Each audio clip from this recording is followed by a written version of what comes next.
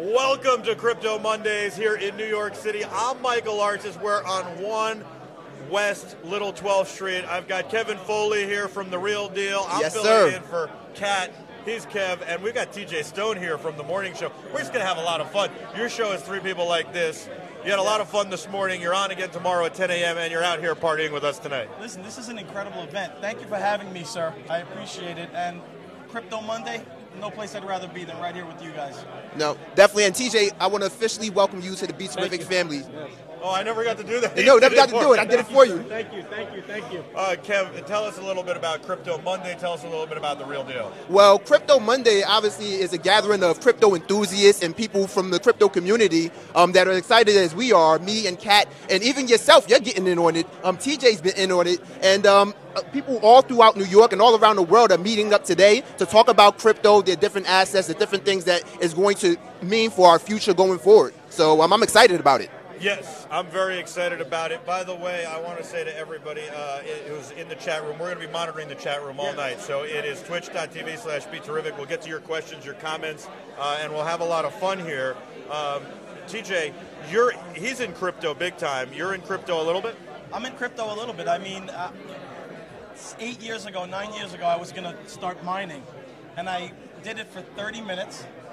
And then I forgot about it. And then when I saw Bitcoin was at 16,000, 17,000, I dug my computers out of my closet and I couldn't find the program. So it was in December 17, November 17, when it really started to pop, that I tried to get involved. And when I say try to get involved, I don't know if you guys know it, it was hard to even start an account. No, if us guys know it. Kevin? Definitely. I think TJ is talking about something that all crypto investors can relate to. It's called FOMO.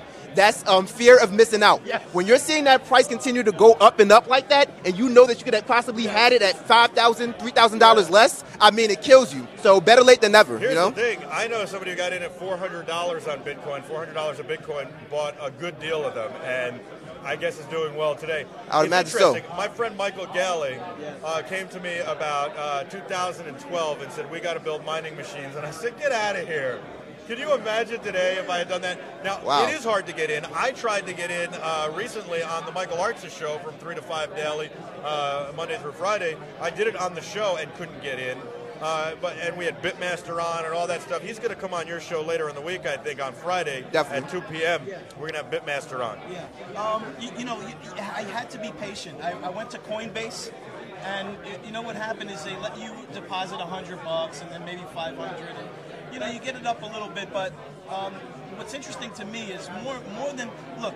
I felt like I said, look, if I would have mined Bitcoins from 9 years ago, and then would have had, say, 500, and then it hit maybe $200 or $500, I'm selling. You wouldn't have stayed in. That's what I mean. I agree. You have to be realistic about it too. I would have gotten out quick too. Kevin, you're in though. You're in for the long haul. Yes. You got Ethereum. You got little fractions of Bitcoin.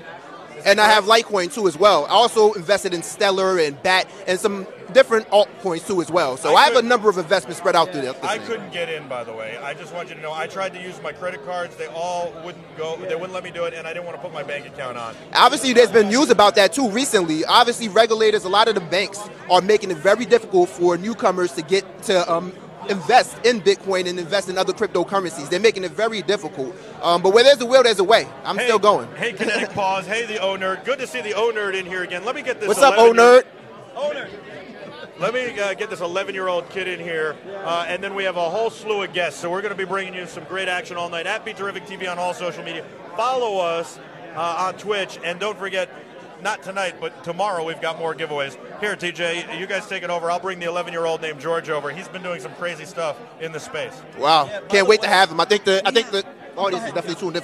No, I'm just saying that I think that the audience is definitely tuned in for something special today with George, the guest that we're going to have one come on next, and with the guest that we're going to cover. I'm sorry, TJ, you were saying? No, I was going to say that this is a very unique room in the sense that we have, she was explaining it to me, the person who runs the show. We have a bunch of people that are not only Bitcoin investors, but people that have started their own coins. And who better to start off with than this young man? Get in here, sir. How you doing, George? How's it going? This is George. What's your name, George? I'm George. What's your last name, George? Weeks here. George, talk to Kevin a little bit about who you are and what brings you here tonight. So I'm making a cryptocurrency for games because I was frustrated whenever I quit a game because that meant I lost all my coins, hard work, and money. And I was frustrated because you can go to a arcade and you can use quarters in all the games. So we're trying to make this a reality for the digital gaming world. I gotta say, that's really cool that you were able to figure out that, you know what, I'm not gonna deal with this problem anymore. I'm gonna find a solution to it. So how long did it take you to build this thing? Well, we've been working on it for 6 months, and we're planning to launch in about a month. Wow, I'm sure you're super excited. How many people helped you out? Did you have a team of people that helped you out? So I'm mostly working with my dad, and we have a developer named Chanty, and we're working with this person for our designing our website, and Chanty is our one of our developers.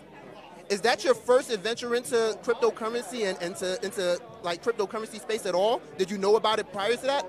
So I learned about it on the car ride home from school, and I came up with the idea at this time, and I invested my money into Bitcoin, and later I turned it into Ethereum. Wow. Is Ethereum platform the platform that you're going to use to build your coin? Yeah, we're using Ethereum to transact with quarters.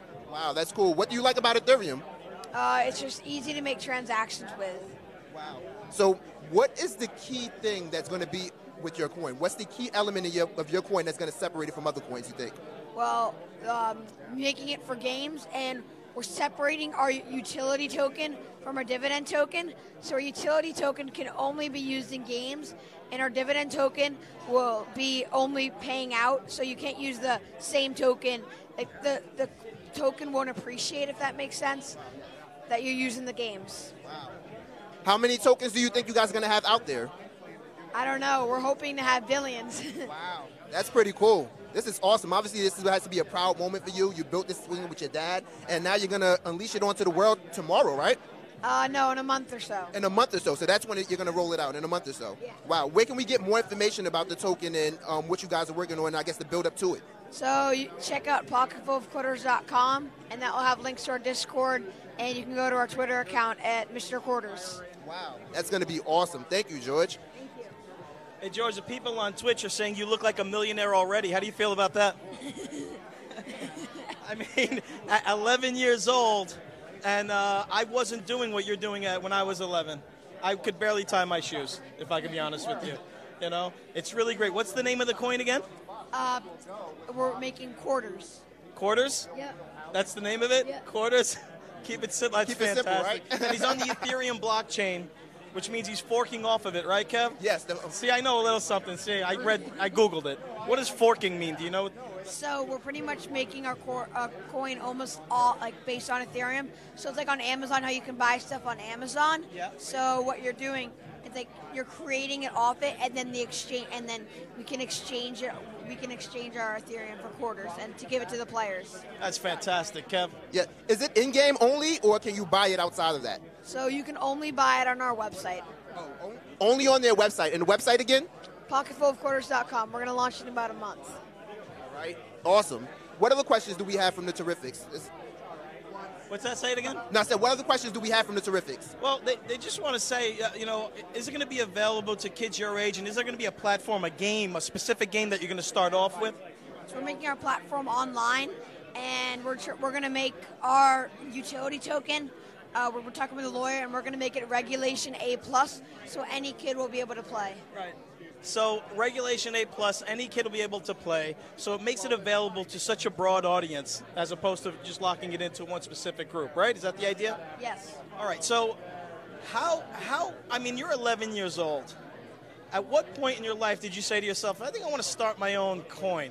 Was it last week? So it was about 6 months ago, and I'd always been interested in doing a huge project, but I'd never really had a good idea. And once I got that big idea, I was at it.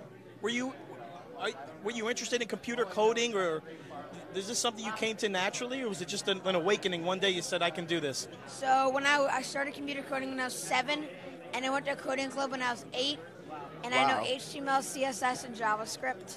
I have Google. Well, George, you're obviously all in. So now that you're going to have the game coin, do you have other coins that you're going to set your sights on in terms of building? We're really focused on quarters. Okay, so that's it for now. Uh-huh. Awesome. One focus at a time. Yeah, really. Yep. George, let me ask you something. There's a lot of older guys that look at this Bitcoin stuff and go, this is garbage. It's not even real. It doesn't even exist. And here I am talking to an 11-year-old genius who I think represents the next generation of currency. And what would you say to those older people that say, look, this is garbage, stay away from it? Like if Warren, if all the guys like the financial guys, the Buffetts of the world were here, what would you say to them? Well, I can understand how you don't like Bitcoin because it doesn't have a real purpose. But with quarters, we're creating a purpose for games. If you don't like games, I can't convince you that to not like games, but at least it has a purpose. Fantastic. Kev? Our Terrifics want to know, will they be able to use this coin to play Minecraft? Well, so right now, what's pretty much our plan is we're going to get some smaller games and stuff called game jams. And once game developers and companies start to recognize us, they can join it as an alternative gaming platform. So in the future, we might have Minecraft. Yes, Awesome, great. So that may be something that may be coming down the pipeline eventually after they roll this thing out. Yeah. George, we're gonna give you one last word here. What is it that you want to say to the people about you, your coin, and what's in the future for you and your company?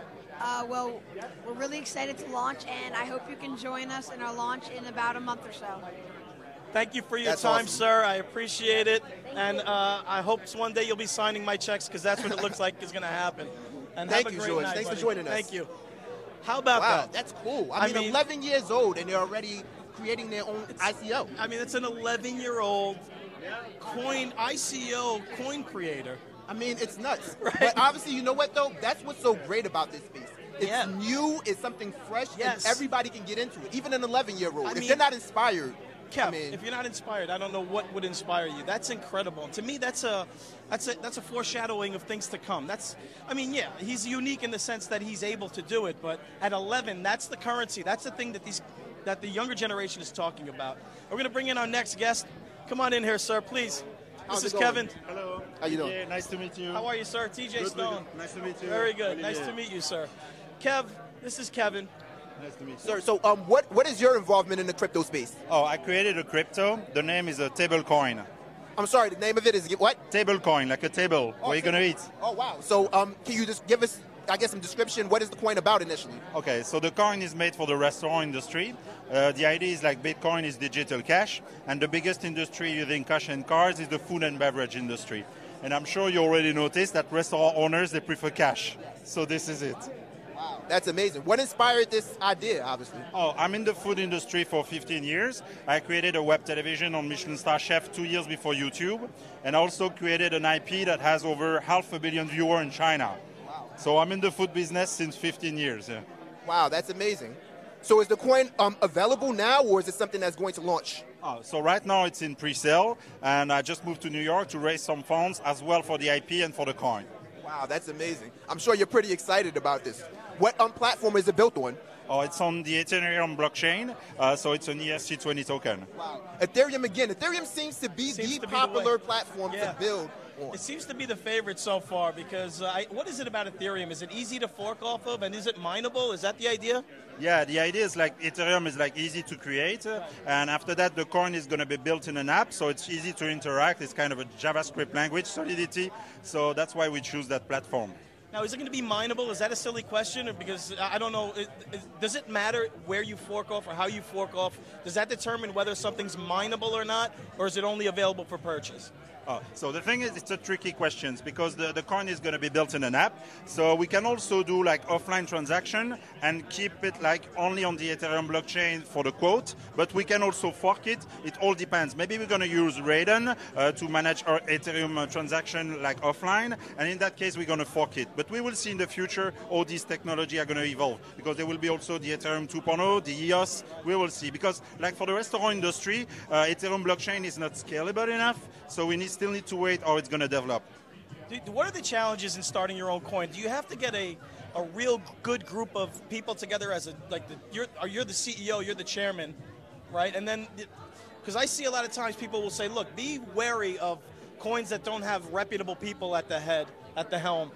Be wary of people that have anonymous people that created the coin. Did you put a group of people together, like as a board of directors for your coin? Yeah, exactly. You know, I have like, of course, a Solidity developer. I've got people specialized in blockchain. I've got university teacher from London specialized in blockchain as well. But I'm a coder myself. I can code Solidity, so I know what I'm talking about. But it's really key, you know, to have all these skills together. I mean, he's a chef who also codes. I mean, this is our second guest, and I don't want to say it out loud, but I'm kind of feeling a little inferior. I mean, if I can be honest. I can barely do one thing. This guy's doing the restaurant thing, and he's coding. I mean, it's a miracle. It's amazing. It's a miracle that I got my shoes on, and he is a chef, and he's also mining and creating and coding coins. You know, if anything, it inspires me. I'm sure you get a little bit of inspiration. Absolutely. Too. I think we have to join our heads together and come up with something. We're going to do something. Got to do something. I had an idea to do a coin for the music industry because I have a lot of friends in the music industry, like the MP3s, like to be able to own your own music. Wow. But it's an idea. You know, I don't know. This is why I think we're in the perfect place because, you know, people like you make it happen. You know, how long have you been thinking about doing this, and how did it spawn, and what was the first step that you took? Oh, so the thing is, like 15 years ago, I was an IT, and I've been more a food reporter than a chef. That's how, you know, the background came with my web television. But the coin, I've been working on it since 6 months for now, and working on the development, the strategy for the marketing, and all the stuff, you know. And where are you from originally? From Belgium, French-speaking part, as you can guess. Yeah, it's a great accent. Now, with the regulations and all the things that have been coming out in terms of out of South Korea and Asia market predominantly, there's been a little bit of concern for people who are doing ICOs. Do you have any of those concerns? And if so, what? Okay, so right now we are holding the pre-sales from our production company in Hong Kong, but we're going to move the whole project in Switzerland, where the legislation is totally white there, you know, so that's the best location for now. But I'm sure when I've seen like the Senate commissions on crypto, that the US are going to do a good job very, very fast. Definitely so. It seems as though the markets, although they're not back to their highs, are seeming to bounce back a little bit. Are you happy about that? Are you excited about that? Or were you never concerned at all? No, I'm totally, happy about that because I want, the public to get to know that it's now safe to invest in, and that's a total revolution. On the Davos side, they call it the fourth industrial revolution. So we need it black and white to go more further, I definitely agree. Some of the guys are saying, hey, they're pumping. They're these table coin pumping, and George is pumping his coin, and that's what you do. Listen. That's what you obviously invested. You put a lot of blood, sweat, tears, and effort into something like this. It's very exciting. I can only imagine the work that's been put in. So where do you see this thing going? Like, how do you initially see, once the coin is available to people, how things will go? So this year it's the pre-sale. We are doing at the end of this year like the globalization of our IP that will be like kind of the Olympics of food, and we're going to do the ICO right after. And between the ICO and the put on the market, we want our technology to be totally released because we don't want the price to go flat for a few months like it was for Ethereum or any others. Definitely. So outside of obviously Ethereum that you're building on and your own coin, what is your favorite coin currently on the crypto market? You know what? I really like Poet, Proof of Existence, because this is one of the things for blockchain, and I think it's going to have a lot of consequences in many, many different states for copywriting, for real estate, and I think they have really something unique.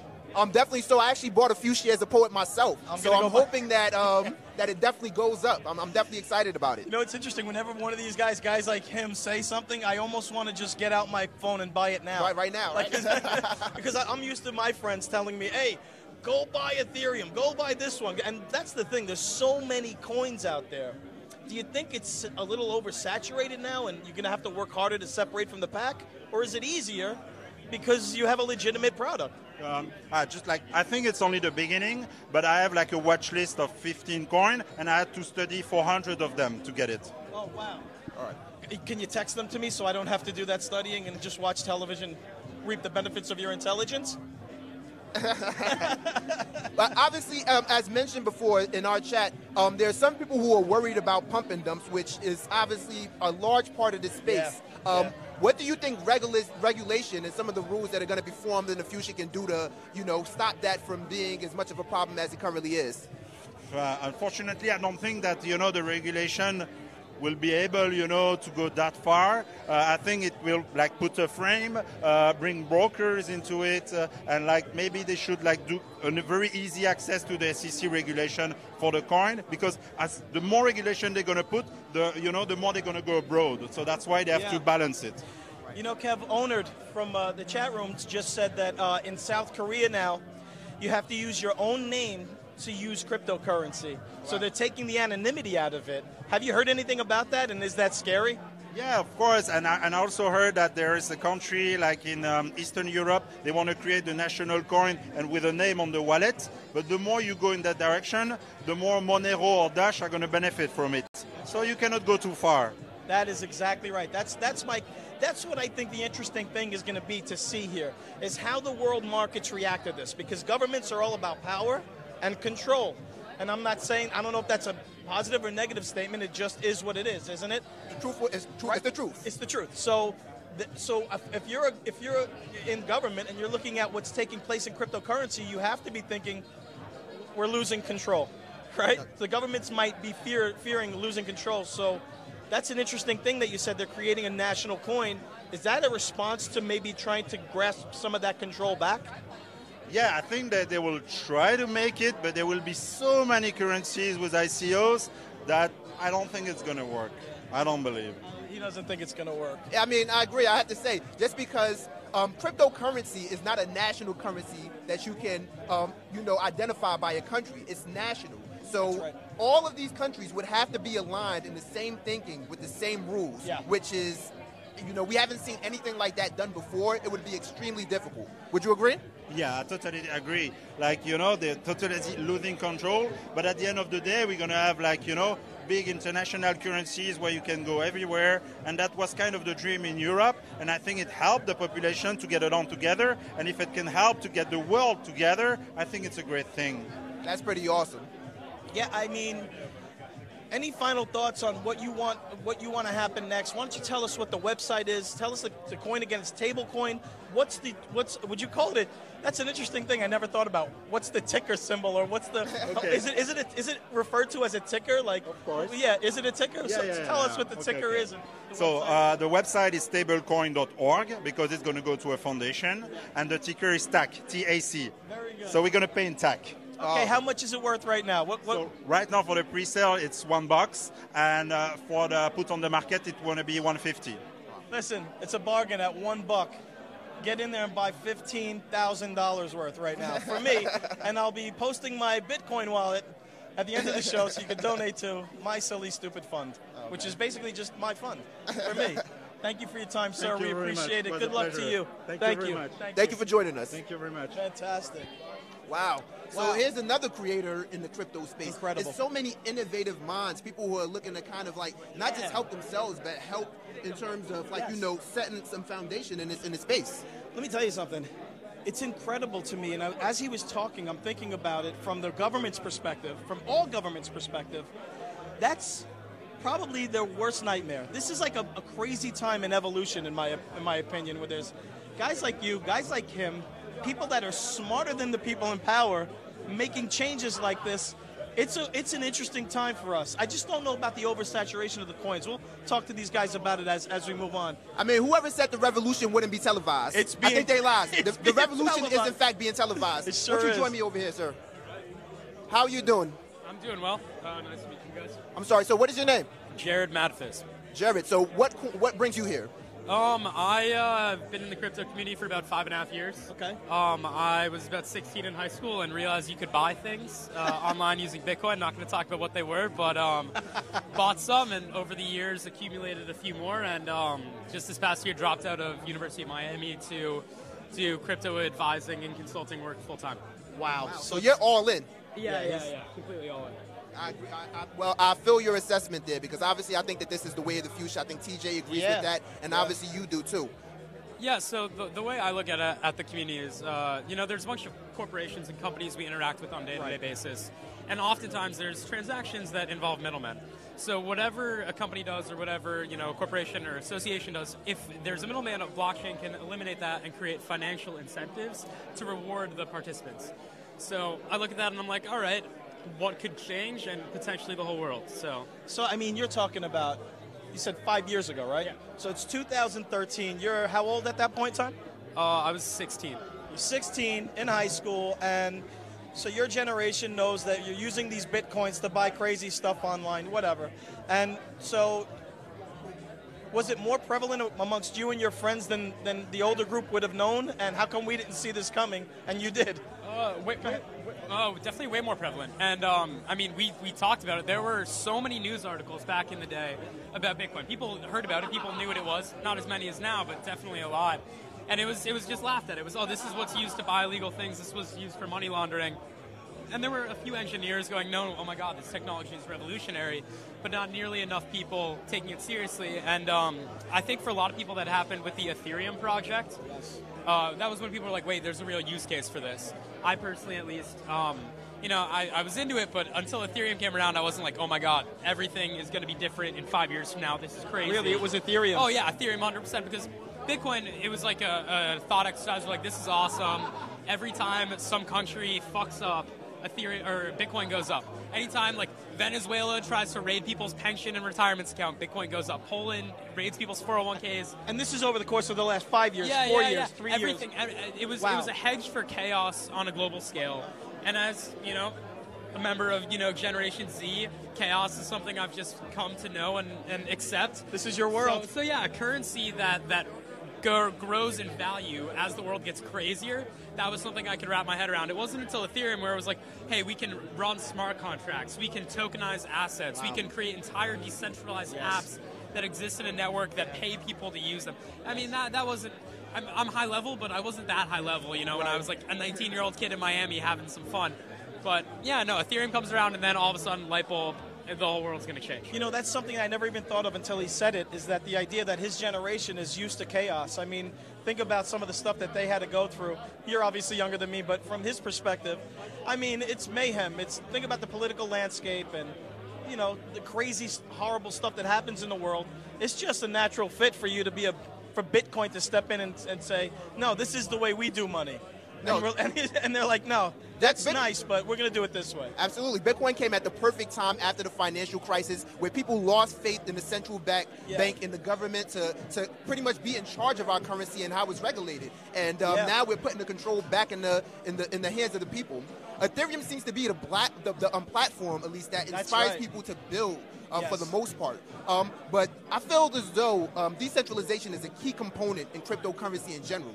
But now we have something like Ripple that is centralized. Do you feel like that takes away from what the crypto movement is supposed to be about? No, I don't think it takes away from it. I think centralization isn't always a bad thing. I think oftentimes, there's reasons for things to be centralized, and sometimes systems are more efficient. Decentralized systems based on proof of work are not efficient at all. Bitcoin is not an efficient network. It requires massive amounts of energy. So, Ripple is trying to be a go-between between large financial institutions to send large amounts of currency and do swaps between currencies. Having a centralized component of that to deal with other centralized banks, yeah, that makes sense to me. It's what it's going to take to get the adoption of the slow movers and the large global institutions. At the same time, do I personally, would I go and buy a shit ton of Ripple? Am I going to wake up in the middle of the night and call my friends and say, hey, look, Ripple is the most exciting thing in the world? No. Yeah. What is the most exciting thing for you right now? Oh, EOS. EOS? Yeah. EOS. So EOS is great. Right now, is it currently trading at $11? Last I checked, what is it now? Yeah, so I mean, EOS it oscillates. It's around 11, today, I guess. I try not to check the price daily. It happens, yeah. So the way I look at it, right, it's like I'm buying real estate. Real estate investors don't freak out that much because they can't get the value of their property every day. If they got minute-to-minute value, real estate transactions would be a lot different, but they don't. So I look at it that way. It's how long do I want to hold this? So I bought a bunch of EOS, and I'm going to hold it for a while. I think the scalable proof-of-stake protocol that they have is unbelievable, and I think What is it? Yeah, what is it? So are you familiar with the different proof mechanisms? Slightly, but for our listeners. Okay, sure. So proof of work is how Bitcoin works, and essentially it uses a series of nodes running complex cryptographic problems to validate transactions in the network. Proof of stake is a little different. where it still uses some nodes, but the nodes are amounts of currency that people hold on to that then validate the network with low energy costs and high speeds. And those are master nodes. The higher they are, at a certain point, it's called a master node. You're familiar with Dash, then, I'm assuming? Bit, yeah. The Dash master node. It varies, what people call them. Yep. But essentially, Ethereum is right now proof of work. However, the Casper is what they're trying to do. Their proof of stake implementation, so it's called Casper. So essentially, when Ethereum actually implements Casper and has that, highly functioning, Ethereum and EOS could, both function in the same way. Oh, wow. But for now, I think EOS is going to get that large-scale platform proof of stake going before Ethereum does, and even if both of them go, EOS has enough of a treasure chest to encourage people to get on their network that I think they're going to do great. I was going to say, Ethereum actually just made that change over to proof of work now. Actually, no, proof of stake. So do you feel, and they're kind of similar to EOS. They're both platforms that you can build on, essentially. Or what's the difference between the two for you? No, so it's all about efficiency. It's all about scalability. So yeah, Ethereum's becoming, more proof of stake oriented. And both of them could both be scalable and efficient. And Neo is another one, the Chinese platform. Yeah. That can work. I think we don't need one player. Like, if the whole community is based on decentralization, why do you need centralized players in it? Yes. So I feel perfectly comfortable with them all working and doing well, and hopefully someone figures out how to link things between chains so that decentralized apps can run on both of them and all that. I have a crazy question for you. Yeah. So you're 15, 16 years old, Bitcoin is becoming a thing. As far as who created it and the whole mystery behind it, or is there a Satoshi, or who do you think is really behind it? I don't want to know who's behind it. There not being a Satoshi is like the greatest story ever. Isn't it? Like, Charlie Lee comes out and he says, I just sold all my Litecoin. And we're like, all right, maybe time to sell my Litecoin too, maybe not. But the whole idea of this mythical figure behind this movement, to change the world and take down the financial institutions, not being able to put a face to that is so beautiful. Because, theoretically, all it would take was Satoshi comes out of the woodwork and he says, I'm going to take my money and run. And the whole network dies. So what do I think happened? I think some guy existed, created a moniker, Satoshi Nakamoto, created this whole movement, left, his 2 billion Bitcoin in a wallet, is never going to touch it. Maybe created another one, did some mining on his own, or maybe he died. I don't know. Anything is possible. Yeah, but it could be a team of guys. Could be a team of guys too, as well. But imagine a group of guys like him, and they're sitting back and going, "Wow, look!" I think that would be more valuable than just cashing out, right? I agree, definitely. Yeah. Because a lot of people were actually put off by Charlie Lee selling off his Litecoin. As a Litecoin holder, it definitely made me question what was going on. I sold all mine. You sold all yours after that. Yeah. Honestly, I felt as though maybe I should, but I believe in the coin in terms of its quickness of transaction and everything else, that I thought that maybe let me hold on to it. And they just forked recently to Litecoin Cash. How do you feel about that? Yeah, Litecoin at its core is just Bitcoin with a few different lines of code edited. Part of what made it special was having, a figure that could actually help guide it and move it. And maybe forge partnerships with other large companies and get it incorporated in Facebook. And the transaction time, too, as well, right? Yeah, transaction time lower. That's great. But, why do you need Litecoin when something like Nano exists? Why is Litecoin better than that? Why can't Ethereum also function as a currency? Why can't people pay each other in that? Why? It's so primitive. When people are like, what do you think of Bitcoin and Bitcoin Cash compared to other stuff? You're asking me to compare Yahoo and Google. It's like Bitcoin is important. I see the value. I think it's a great store of value, and I think people are going to, hold on to it, and that it's going to go up. And I still own a bunch, but I don't really care about Litecoin Cash. Being like, are you going to go buy Litecoin Cash or Litecoin? I'm sitting there being like, I'm looking at EOS 0x. I'm looking at, waves, decentralized exchanges, privacy tokens. There's so much more that can be done than just kind of tweaking the primitive, in my opinion. You know what else is interesting? There's this whole, it seems to me like this whole new, I say new, but you have to hedge that with how older I am than you, but there's this whole new world of people that are watching Elliott waves and, and all like the Fibonacci lines and stuff. What do you think about those guys? Are you one of those guys? Does that mean anything to you or no? What do you mean by that? Exactly. So they read the charts and they have. He's not one of those guys. So they have the chart. They'll read the charts and they'll check the movements of the lines of the trades. Candles and waves and lines. Is that you? Oh, I mean, so for a period of time, I did a bunch of trading, just because it's fun, throw a little money around. Yeah. But I would much rather find a project that read its white paper, call up the CEO, be like, hey, look, I want to put some money in, invest some money, then spend time all day being like, oh, I'm gonna buy at this inflection point of the slow and fast moving averages and yes. I don't get me wrong, I did a lot of that, but it's exhausting and I just don't have time for it. I went to do my taxes and you got to figure out the financial exchange of every single exchange in trade because that's what the government said. So I was doing some high frequency automated trading this year. So I have 150,000 trades I need to go through and log. Wow. So Definitely. That's interesting, man. Where are you at now? Is there a website or do people hire you as a consultant? Yeah. So I'm an advisor for a few projects. I occasionally do some consulting work. I work for an artificial intelligence e-commerce company, but they're not blockchain focused, so I'm not going to mention them. But yeah, I mean, if you want to find me, you can go to jaredmadfis.com. M-A-D as in David, F as in Frank, E-S. That's just kind of what I do. That's fantastic, well, man. As somebody who's obviously been in the industry for a while and you're well-versed, you're very knowledgeable about it, can you give us one big prediction for 2018 in the cryptocurrency market? Yeah, I think a huge thing we're going to see is a bunch of countries making regulation stances on it. Whether that's underdeveloped countries saying, hey, look, we're going to be really crypto-friendly. Come to Costa Rica, invest your Bitcoin here, we're going to love it. Or more established companies saying, hey, look, we don't want anything to do with this, or having really stringent tax regulations around it. I think we're going to see the value of Bitcoin end up 12 months from now, 100%. I feel really comfortable with that. I think hopefully there's a weeding out of some of the more frivolous projects. Ponzi coin raised over $1 million. The name was Ponzi. Yeah, no, the website said this is literally a Ponzi scheme. If you give us your money, we're going to steal it. Yeah. And people gave them, I checked the Ethereum wallet address, they had over $1 million. So, I mean, that's my biggest concern is that the oversaturation and the influx of, I don't want to call it stupid money, I guess is the way to put it. No, that's exactly what it is. I mean, it's a lot of pump and dumps, unfortunately, are trying to make their way into the market to cash fake coins. All right, before I let you go, I got some money in Tron. What do you think about Tron? You should probably get your money out of Tron.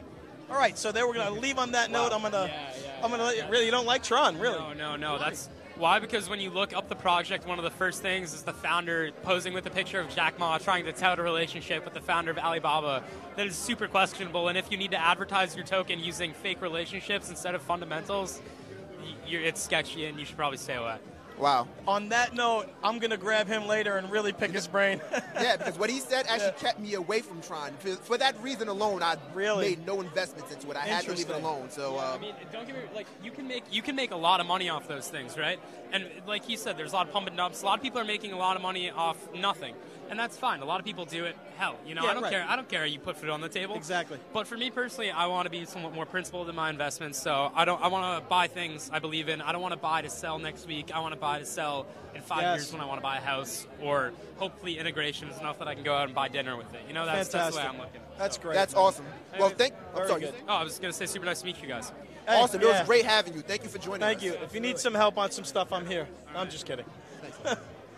All right, so my mind is being blown right now. Wow. I mean, it's so many people that are super knowledgeable too. Yeah. I mean, they don't know this thing on the surface. They know it in depth. I mean, this guy's been doing it since he was 16 years old. Relatively super young guy. Yeah, I mean, that's the idea to me when he was talking. I'm thinking, wow, here's a kid in high school, 15, 16 years old, and he is just he's reading code, he's writing code, he's figuring out the way this is going to change the world, and his generation really are the people. His generation made this happen, because now he's in his 20s, and now he's making.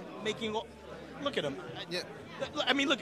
No, I mean, you know what that tells me? Because there was a lot of fear from people and critics and pundits that, you know what, this thing was going to go back in the box. That somehow you could turn it off, it would go away, it's a bubble, don't worry about it, it won't be here next year. People like that who believe so much. Yes. I mean, people like George, 11 years old, who are building their own coin. How do you turn back the hands you can't turn back the hands of time. These are the future. This is the future of America. This is the future of the world. That's right. So it's not going anywhere.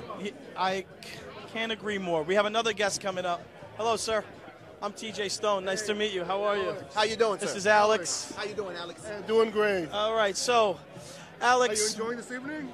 I'm loving this evening. To be around crypto enthusiasts and investors like myself, I couldn't ask for more. Good. Well, it's glad. I'm Crypto Oracle, so we organized this thing. So welcome, and I'm glad you're enjoying it. I am. I mean, we were just talking about how blown away we are by what we're hearing and what we're learning tonight, and it's, for me, this has been a long time coming, but I didn't see it for a long time type of thing, And if you could just start from the beginning here, if you don't mind, tell us your name, who you are, and why you're here. Okay, very good. So my name is Alex Kahana, Dr. Alex Kahana. I'm a doctor. And I got a little cough I want you to work on later. We'll talk about that later. I'll write the prescription. I hate when people do that. Anyway, and I am, I would say, lead of all the crypto health solutions at Crypto Oracle. Crypto health solutions. So all these, blockchain solutions that have to do with health, wellness. No. Well, I'm not. Far be it for me to question the doctor. It's like being Jewish with my hands like that. Well, I'm Italian, so that's why we had that thing. Exactly. Same thing. So different guilt. So I think we look back and know it's the same guilt. Anyway. Yeah, pretty much. So all the blockchain solutions that are out there in health, wellness, science, data, comes by me, and it's just fantastic. That's great. So in other words, you're utilizing the blockchain to do what? To initiate and push payments quicker, help issues quicker, or diagnoses quicker? What is it specifically, or is it all of it? I think that's a great question. I think it's all of the above, because everybody knows that something's wrong with healthcare. Yeah. If you look at it from a business proposition value, the price is going up and up, but we're dying younger. So that's not good.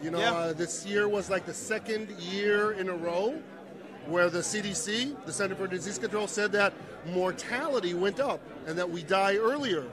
So here we are, $3.9 trillion a year spending on healthcare, and we're dying younger.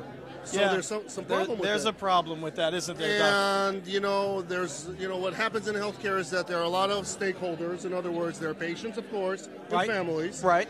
There are healthcare professionals. Right. Doctors, nurses, physicians. You have payers. Right.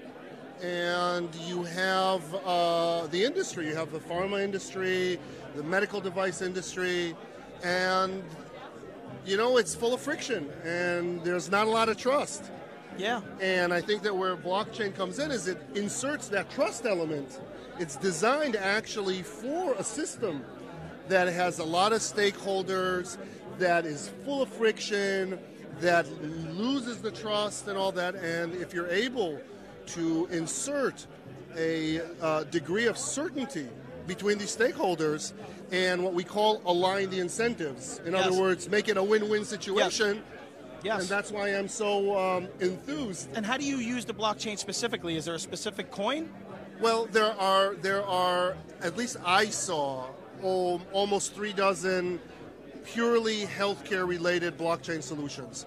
Some of them focus on what you said, the financial use of blockchain in healthcare. XYZ, so payment, right. And it can be P2P or direct, out-of-pocket payments. It could be streamlining the back end with payers and insurance companies. We're still a little bit slow, just like the banks, to adopt it, but we'll get there. But then what is really most interesting is the non-financial uses of blockchain. Yeah, that's what I was going to say. What are they? And so the crux of it is really the electronic health record. Yeah. That's like the big thing. Instantaneous. Yeah. And so anything from making it work better, so have a better unique identifier so they don't get mixed between Alex Kahana and Alex J. Kahana. Yeah, I mean, from a doctor's perspective, everything from blood type to blood samples to diagnoses, right? Yeah. That's huge because we actually have a show that airs every Tuesday and Thursday, The Real Deal with Kat and Kev, and we'll be airing tomorrow from 2 to 3, and we air on Friday too as well. On our last episode last week, I touched on the number of deaths that occurred from accidental medical records. Yeah. Wow. I believe it's top 5 in the country from an NPR article that I cited. That's incredible, So a number of people are losing their lives just due to human error. Yep. And this blockchain technology and different tokens that are going to be presented in the future and may be available now are going to help change that. I didn't know that. Also, what it also helps curtail, I think, is there's been a problem in terms of doctors and their payments. They're not really quite getting what they should be getting for the amount of money that they spend on education and everything else. So this allows peer-to-peer transactions so we can eliminate the middleman. How much does that excite you? Well, that excites me. Not only because you gave examples of real problems, but it also really has real changes in everybody's life. In other words, if you have a price transparency and you know what you're paying for, or if you know that your identity is your identity and it won't get messed up. I'm sure you know that everybody got tests from a lot of different places. Yeah. And they never mix. And so you have to do tests again. But I just did them last week. Yeah. But that's the other lab. We don't have that. So the blockchain can actually... Yeah, it's incredible. You have to call the doctor and wait for the response. And he's in surgery and you don't know. I always laugh that I see this little old lady going out from a hospital, had this super duper 3D laser, surgery in her head, and she's doing fine and walking after a couple hours, and she has a manila folder with all the results on a piece of paper. Yeah, right. So blockchain Right. has so much to do. Interoperability, security, hacking, identity, micropayments, but the most important thing, and this is what I sit every day and try to explain why I'm interested in it. I'm a pain doctor, so know about all the opioid crisis and people dying from overdoses, this. Yeah. And when people ask me what is the opposite of health, I always say that the opposite of health is not disease. The opposite of health is isolation. It's that as you get sick, your world contracts and becomes smaller until one day you wake up and you feel all alone. And then you say, fine, you know what, I'll take an OxyContin, I'll take a Xanax, I'll take a Chardonnay, and you overdose. And that's how it begins. And that's how it begins. Or that's how it ends if you overdose and die. That's an interesting take on it. And so if you agree for a second that the opposite of health is isolation, then the journey back to wellness is connectedness. And what does blockchain do if not a decentralized connected network? I mean, that's almost poetic. It's almost poetic. And the way I explain that to my 12-year-old, I tell her, if you take the I out of illness and you replace it with we, what do you get? Wellness. Wow. Exactly. I like how you put that together. I know one thing. At least I can spell in front of all these geniuses. Exactly. Thank you. I'm just happy for that. That to me, see,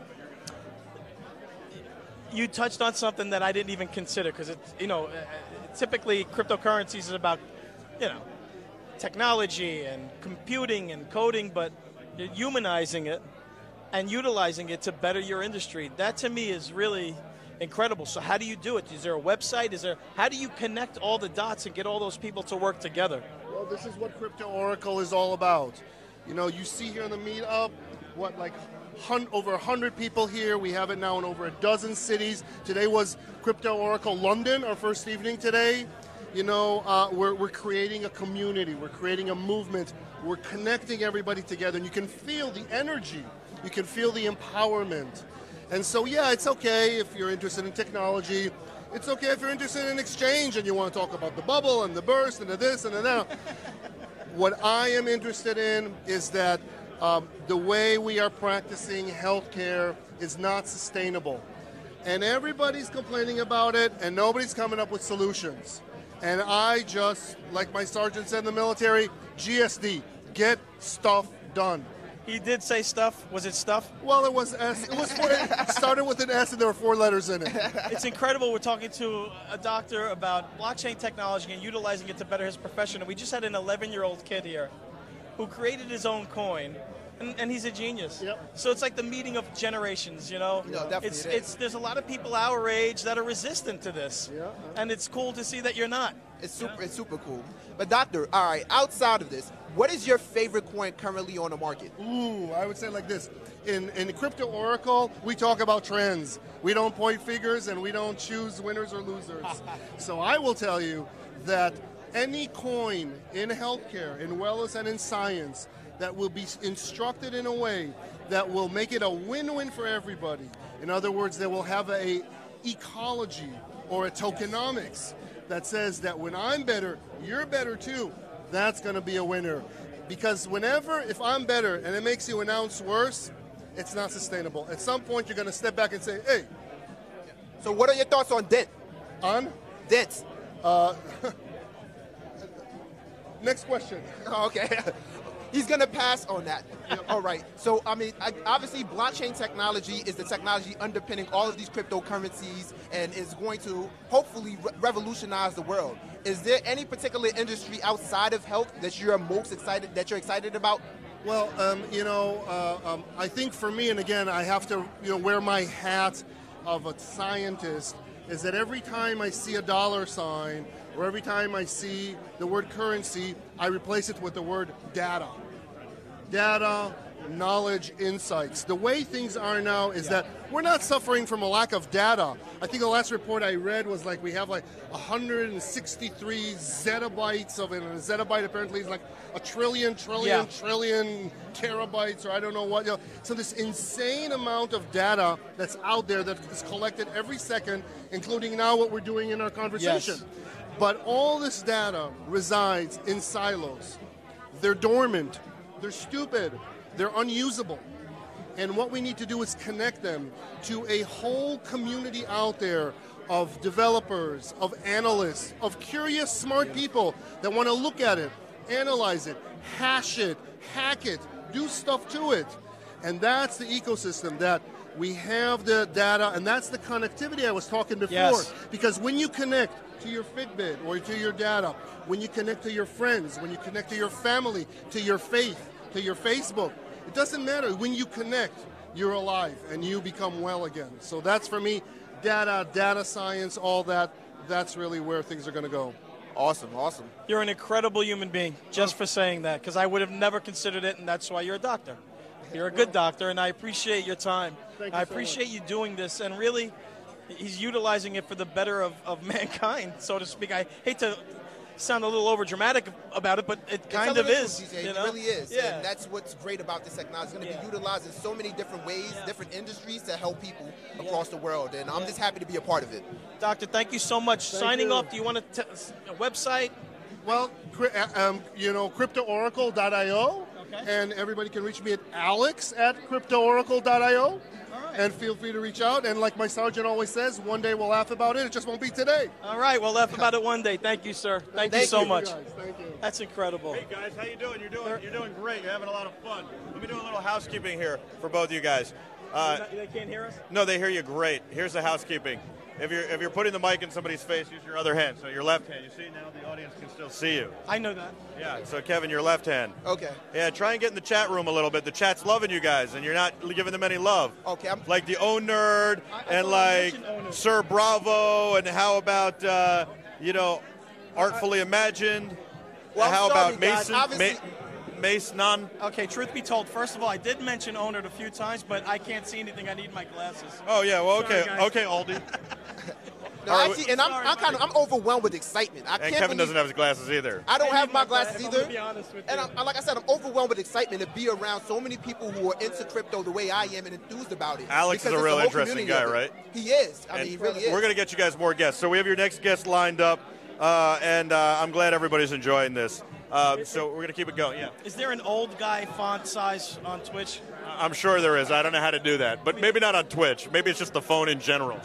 What I think I'm reading and what is actually there are probably two very different. It's very different in studio with the big screen, right? Yes, very much so. All right, hold on, guys. You're doing great, by the way. We're going to get Robin on, Robin Lathrup, whose event this is. Wow. Did you know that? Yes. It's Crypto Monday. She's a crypto girl. I mean, can't have to have a crypto girl on here. She might not wear her crown tonight, but we'll see. She has a crown in our eyes. Yes, oh, Robin's the best. We're going to do a show following Robin. She's amazing. She is the most amazing like following her doing IRL would be unreal. How wouldn't it be, Kevin? I mean, I've had the experience of working with Robin before, and let's just say that it's going to be nonstop, on-the-move action. And drama. And drama. We've had a lot of fun with Robin. We've done some cool projects. All right, let me get your next guest on, and we'll take it from there. All right, first of all, thanks for your patience, guys. So housekeeping is don't block the guy and try to read Twitch. I'm going to have a hard time reading Twitch because I'm going to work on my technique right now. How are you, sir? Why don't you tell us a little bit about who you are, why you're here, and what brings you to this event? So I'm going for the Came the Farthest award. I'm here from Detroit. You might win. That might be it. Might win it. Yeah, exactly. I mean, not originally, of course. So did you come here specifically for this event? I did, actually. I had some meetings today in Jersey City with a developer over there related to what I'm doing, and then went to meet up and said, look, what looks interesting? I went to the first event, and it was kind of like a bait and switch where it was some like cryptocurrency trying to, I mean, they fed us pizza, so I shouldn't complain. So they tried. But I was like, this doesn't sound as fun as I must. But was the pizza good? The pizza was damn good, and the first person I ran into was from Michigan, so I was like, oh, God loves a fool, is what I'm saying. And the next person I met was Robin, and I'm like, oh, my God, how lucky can I be? Fantastic. So you met Robin, and now you're here. What is your role in the... So you're a developer. You're a real estate developer? Not exactly. So I have a venture capital-backed startup called HeroHomes.com. I'm a former Marine Corps infantry officer. In this weak form, this is what 3 kids and marrying the colonel's daughter turns you into. I used to be a complete stud. But yeah. Well, listen, there's a lot of for the dads out there. You're still a stud, sir. Exactly. As I told my mom, it's not the kids that. It's not the age that kills you, it's the kids. And she said payback and laughed. So I wonder what that's all about. Every mom says that. Mine does it as well. So, Heroes. So it's HeroHomes.com. It's a Zillow for military veterans, of which there are 23 million of us in this country.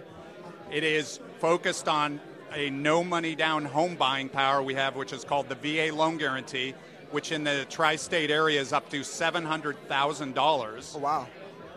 And, as you probably know, if you know something about the real estate industry, but the government in its crazy wisdom defines a single-family residence as also including a duplex, a triplex, and a quadplex. So you can have $700,000 down, no money down, to buy and be a resident landlord in income-producing property. So my goal is simply to find the 23 million vets, say, hey, you've got $10 to $18 trillion of no money down buying power in the best landlord's market in 70 years. So it's a pretty straightforward, like, who wouldn't want to do this and how awesome it is. And, of course, our mission statement is by and with and for America's and our fellow 23 million military vets to anchor and lead the great American renewal. God bless you. God bless Thank you. That's awesome. That's honorable, incredible. I mean, because I always feel as though, we can't thank our vets enough for the immense sacrifice that they've made for our country. So anytime you hear about something like this, with something that's being done to help them in any which way, is inspiring and it really brings joy to my heart. Really incredible. Thank you for that. Keep up the great work. Thank you. Tell you about the crypto angle of this whole thing? I cannot wait to hear. I just want to give you the mic and walk away. Yeah, exactly. It's like, get away, kid. I got it from here. All right, so what's the problem with crypto, right? It's what's the government going to say about it? Yes. So my dear genius father, of which I'm referred to as that idiot Harvard MBA in my all PhD family. So you have a Harvard MBA? I do, of course, and you know how to tell a guy went to Harvard? He tells you in the first 5 minutes, so I just proved it. I just proved it, right? How do you tell a guy's from Brooklyn? He doesn't know where Harvard is. Exactly. So what's the government going to say about it, right? So I'm like down in Colombia of all things for an entrepreneurship conference, and they have this war basically, right? They've got the FARC guerrillas, they have the army, they have the narco warriors, and I'm like, how do you fix this, right? So I'm like, well, heck, why don't we make all these warriors into resident landlords just like we can in the United States? The guys in Colombia. Yeah, and let the nurses do it and the emergency service workers and the fire and anybody that's worth it, right? Because you're not going to blow things up when you own the community, right? Well said. So that's also what we're going to do in Chicago to fix the war zone and everything. I mean, you haven't been to wow, Brooklyn, you're doing but something yeah. in Chicago. We're going to. So you're doing something in Chicago. What exactly is that? Well, I'd like to do something in Chicago. Hello, Mayor. I've got billions of dollars of community economic development and housing development anchored by vets. If I could get through all your staffers who all want to try the things that never been done. Did you notice me talking directly into the camera? Calling out the mayor of Chicago as we speak. No. It's a first on Beterrific TV. Actually, it's a direct challenge to the mayor of. You are, and I'm with you. I got your back. Thanks for throwing me under the bus. Exactly. No, I'm begging you, Mayor. Please don't crush me. Don't crush me. I know you people got people. Yeah, that's right. So, that's right. So I'm sitting there going, all right, how do we do this? I'm like, well, why don't we just bring the regs from the United States down there? And I'm like, that's never going to work. You're never going to work. So I'm thinking, and I'm like, I started crypto like everybody else. I'm like, this is complete BS, right? This is crazy. How long ago did you start? Six weeks ago. Okay. I'm like sitting there going like, this is crazy, right? And then I'm looking at it, I'm like, oh my God, right? This is the most incredible thing. And I'm like, well, why don't we do this, right? Well, what made you say it was the most? What was the turn? Well, I mean, you start like everybody. Okay, blockchain will solve a lot of problems, right? Yep. Then you're looking at like tokenization. That's kind of interesting, right? Yep. Cryptocurrencies. But in the end of the day, it's like if you really want to scale, what's the government going to do, right? So then I'm sitting there, well, why don't we do this? Why don't we do proactively escrowed ICOs, right? Where we sit here and say, if we can't get the government to adopt these regulations like in the United States, we'll give you your money back. And then we go to the Colombian government and say, hey, how'd you like $100 million that's sitting there for community, economic, and citizen and housing development? Involve the governments, essentially? Well, the question is, people are like, what's the government going to do? And I'm like, I can tell you, if you have enough money sitting there escrowed, the government's going to do what you tell them to do. Well, they're going to, and people's concern is they're going to over-regulate. Right, always. And the way to do that is, I mean, especially for me as a rapacious capitalist trying to fix the world or do, I call it philanthrocapitalism, is I can tell you what the government's going to do if you hand them the legislation. It's kind of, who's that guy down in New Jersey that hands Norcross, yes, right? Yes, all I'm trying to do is to use the Norcross method. That's interesting. To basically save the world. So in other words, here's $100 billion, and also here's the legislation. They come together. Yeah, and the best thing with crypto, I mean, in blockchain, is it's all transparent. So you're not going to get all the graft and stuff like that. But really the function is like, I know what the government's going to do if you do this thing called an ICO. And I got to tell you, I'm still looking for the person that's handing out, with the brain tumor that's handing out all the money to the crazy stuff. Because this is a lot less crazy than what I see people getting a lot of money for. That's the thing. There is a lot of crazy money being thrown into coins. And that's the next thing. Did you start to put together a team? Do you know anything about coding? And I'm sure being a Harvard grad, you might know a guy or two or a gal or two who knows how to code. You might know some people that can help you out with this. Well, as a good Harvard Business School grad, I'm trying to do as little as possible and make as much money as possible, right? Business 101, is that baby. it? Business. Delegate. Or as they said in the Marine Corps, supervision is the most important leadership step, which basically is do nothing while everybody else does all the work, right? Yes. So, and the Marine Corps taught you how to enjoy yourself because you're going to be miserable pretty soon and the people are going to be shooting at you. So I enjoy myself when I try to do it. But ultimately, it's like, I think, okay, so going back to the genius father, right, where I'm the brain skip a generation and that idiot Harvard MBA, as I'm called in my family, right? He taught me two really important things. One was has a New York angle. He said, if you dress in a gorilla suit and go to Times Square and say you're God long enough, you'll eventually get a cult following. Yeah. Wow. So there's the lesson number one, right? So it's like the Peter effect. You say something long enough, it becomes the truth. Exactly. And there's a guy dressed as Elmo who I think is God, right? Down there right now. No, it's not him. It's his friend. It's Grover. It's Rover. Grover. The second thing he taught is the solution to all hard problems is the exact opposite of what everybody's trying to do. So instead of avoiding government, you sit here and do an ICO, escrow the thing, then go talk to them and say, hey, how'd you like this money? Here in the Norcross method, here's the legislation. You have a book. Yeah. You came with a book. The man came prepared. I'm ready. I'm ready. You know, I'm old. What do you got here? I'm old. I'm analog, as they say, right? Not like this young child here. Oh, he's a young buck. Yes, you know. he is. But I do have a question for you. Yeah. Obviously, there was Senate hearings just this past week in terms of regulation and if we should consider certain cryptocurrency securities or not. Now, after that Senate hearing, a lot of people came out obviously enthused and hopeful that cryptocurrency is going to be here to stay. What was your feedback? What did you take away from the hearings and what's been said? As you'll notice, my World Peace Crypto Bonds, I don't know if I had mentioned the name. No, we didn't get to that yet. So I have small goals, right? My goals are win the Nobel Peace Prize, right. Turn down the MacArthur grant because it goes to all this like crazy weird art stuff and doesn't really fix the world, right? Right. Become a billionaire and save the world, right? And then connect the Milky Way galaxy with the blockchain. Yeah. Exactly. And we'll get to that later. So what I want to say is, as you note, I'm not doing this in the United States because that's the one, and actually my basic core business doesn't need any permission, so I don't need to do it. However, Puerto Rico certainly could use its own coin and something along that line. So to answer your question is, it's not my issue. It's my issue. And at the end of the day, God love people in government. Actually, I'm constantly surprised, maybe not an elective government right now, but in terms of the professionals government, they're usually trying to do the best thing and under difficult circumstances. But I would sit here and say, as you note, leadership, supervision's the easiest step. I would like to supervise and things around here and not do anything. It. So I hear what you're saying, but it's why look, I think there's this. I'm old enough to have seen some booms and busts, right? Yep. I was in Germany on an exchange program with a German family in high school, and I could have stayed and got myself a master's brewer's license and come back and hit the microbrewery pub craze, right? Yeah. The next boom, what is it, right? I'm a senior executive in the first .com boom, right?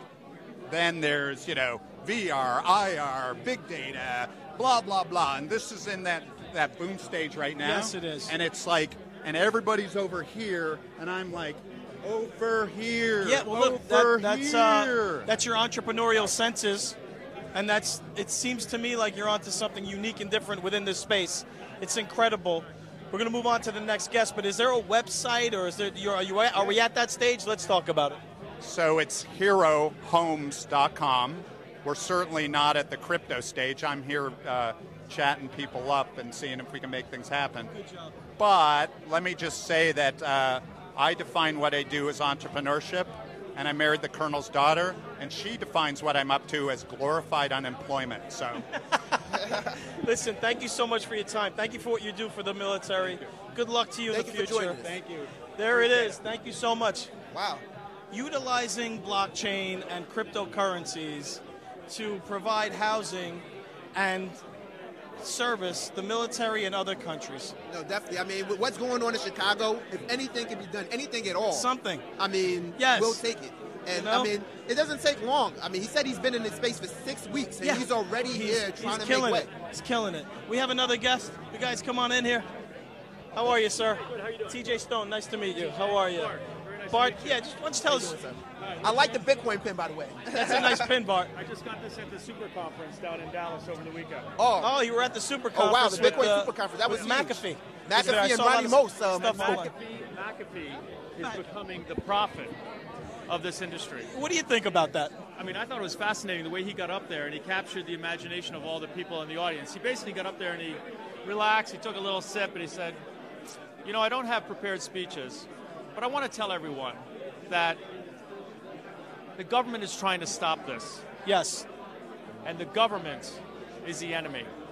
Yeah. And all of you out there are the foot soldiers. And you have to keep fighting for the future of your independence.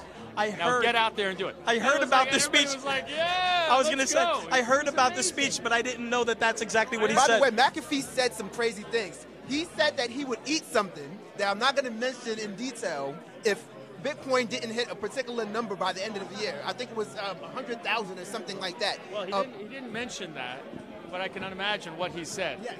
But I think there are about 3 or 4 prophets that I refer as prophets in this business. Interesting. And I think McAfee is actually one of the stronger ones. Now, Charlie Shrem was supposed to show up. He didn't make it.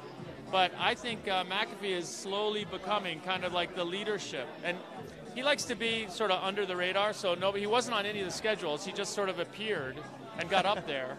And he really galvanized the audience. And I think he does have a lot of credibility up there because he is kind of like a fighter against the establishment. And that's exactly what this is all about. That's kind of who he is, independence and getting rid of centralization. So very fascinating development. And I think Bitcoin is back. I think there's a renewed enthusiasm for it. I think Bitcoin had a little bit of a downdraft and people started thinking twice about it. But based on what I saw over the weekend, things like Arizona starting to allow tax payments, the government is actually allowing. Yes. I saw the CFTC say something that you guys should self-regulate yourself. I think the government's going to lay off, and they don't want to kill the goose that lays the golden innovation egg of the future, which people are starting to realize is going to happen. Yeah, it seems like the governments are starting to realize that if you push back on this, you're going to have an insane rebellion because it's almost impossible to control. You can regulate and overtax and do that stuff, but the same mindset that created it is going to be the same mindset that circumvents it. And when you think about it, what's the government going to do? Is it going to reach into your pocket and take your cell phone away? I mean, look, there's a lot they can do, but in the end, I think individualism and people's desire are going to, basically trump anything that they do. A little clever there. Is your enthusiasm for Bitcoin as big for Bitcoin Cash? I think Bitcoin is sort of the big kahuna. That's the elephant in the room. Yeah, that's the one that people have the most faith in, that they're the most familiar with, that has the most awareness in the marketplace. So I think its strength is going to persevere. And it's going to come out to be one of the 3 or 4, currencies, cryptocurrencies over the long term that's going to survive. Now, what's going to be 2, 3, 4, and 5? I have no idea, but I would not bet against Bitcoin. But what people know, and it's the one that, especially the newbies coming into the market. And if you look at the percentage of people that are now invested or now using it relative to what is available, I mean, they're going to go to the Bitcoin first. But what's your role in this space? Are you an investor, and what brings you here? So for the last 13 years, I've been running an event for quantitative hedge funds. And the people that are sort of stepping from one strategy into another strategy, into a new asset class, which basically the cryptocurrencies have become, is the quants. So there are actually a surprising number of quant guys. I just ran into one down in Texas. And he's taken his quantitative ideas and brought them on and laid them on top of the crypto world. So now you have quant crypto hedge funds. So what is quantitative? Well, it's the opposite of discretionary. So it's using machines in order to look at historical statistical information and now, more so than ever, big data in order to evaluate and predict future stock movements. And it's becoming increasingly sophisticated. But the problem for the last 8 years has been a lack of volatility. So all these guys are chomping at the bit. When they see the volatility of Bitcoin and all the altcoins, first thing they want to do is take their algorithms and put them on top of the Bitcoin world and the alternative coins. Is it in play already? Oh, it's happening left and right. Yeah, and these guys are producing crazy returns. And they're all like in their 20s, having worked at a couple of years maybe at Goldman Sachs. They take their algos, they lay them on the industry, and the numbers are just ridiculous. I mean, in the quant space, it's a struggle to get over 10% per year. Yeah. But these guys, I mean, they're doing 10 times that. Sometimes over the course of a week, a day. Yes, especially the market neutral guys. I mean, it's incredible what they're doing. So there's a huge opportunity for quant funds who already have the experience and knowledge and the algorithms to simply go into an asset class that's super volatile. And with this volatility come returns. So it only makes sense to step off into it. How about that, Kev? Using quantitative computing power that the hedge funds have been using for many years, and it kind of like converged at the same simultaneously with Bitcoin and the whole cryptocurrency world. One of the speakers also at the conference, who I follow personally, Ronnie Most, definitely spoke at the conference as well. He's a long-time top 10 analyst in the world right now. Okay. And he was in the stock market, and he's also now added the cryptocurrency market to his friend. He feels very good about Litecoin right now, and he feels that Bitcoin is going to be astronomical. Outside of those two coins, is there a coin or a particular token that you feel comfortable and confident about? Well, there's so many of them, and that are coming out, and everybody's got their own idea as to which one is going to be the next whatever. But I just read a very interesting article. Well, so there are guys that are now creating ETFs, and there are two that I think that are really worth looking at. There's what's called the Innovation Fund, which actually takes traditional companies that are going to benefit the most from the blockchain, and then they take those companies in all sectors and put it into an ETF. There's another one that I found last night called Crypto 20, and they take the top 20 coins, in their opinion, put it into an ETF, and make that investable.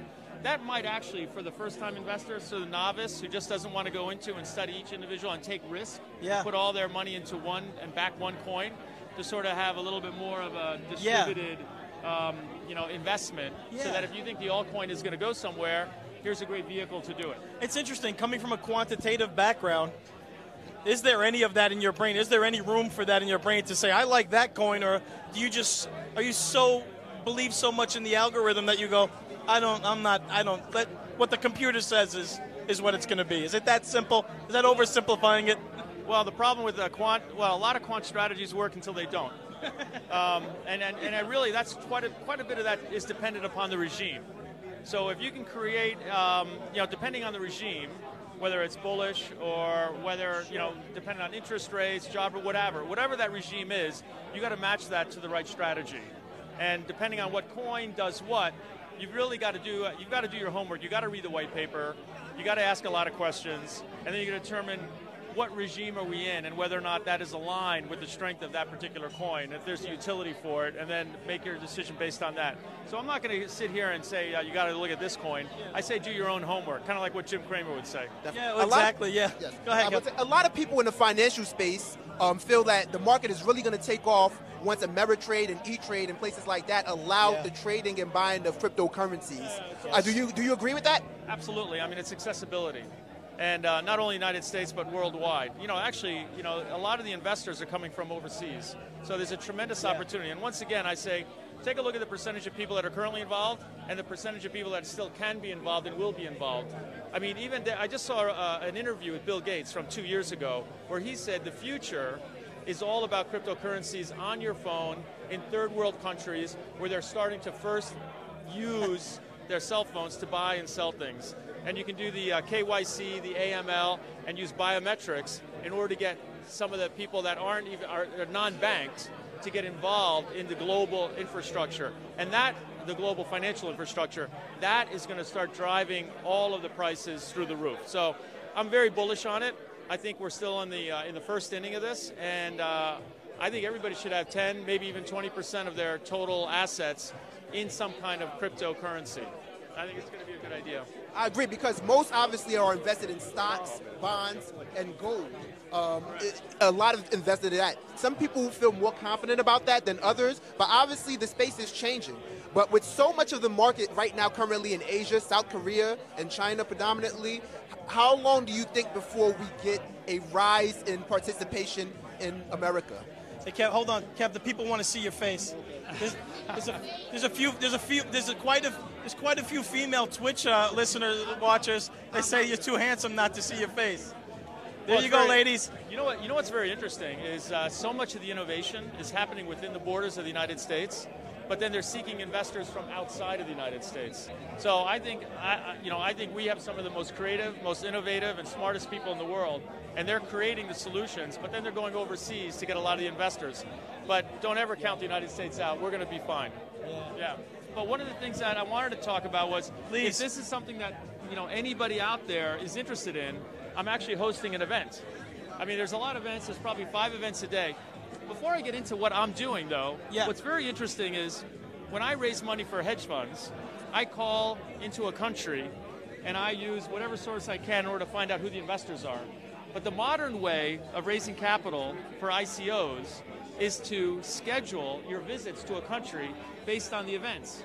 And I thought, really, are there that? And when you look at it, when you think about it, there must be an event in any one city, 2 or 3 times a week. Yeah. So you basically do your capital raising based on the events that are taking place within a certain geographic area. But it's kind of crazy. It's a crazy new world, right? Yeah. Because you're going to meet the investors at the event, or you get into the agenda and you read, okay, this event, the investor's going to be there. Let's get in touch with him. We'll go to the event. We'll meet with him, and that's how you raise capital in this industry. It's absolutely fascinating.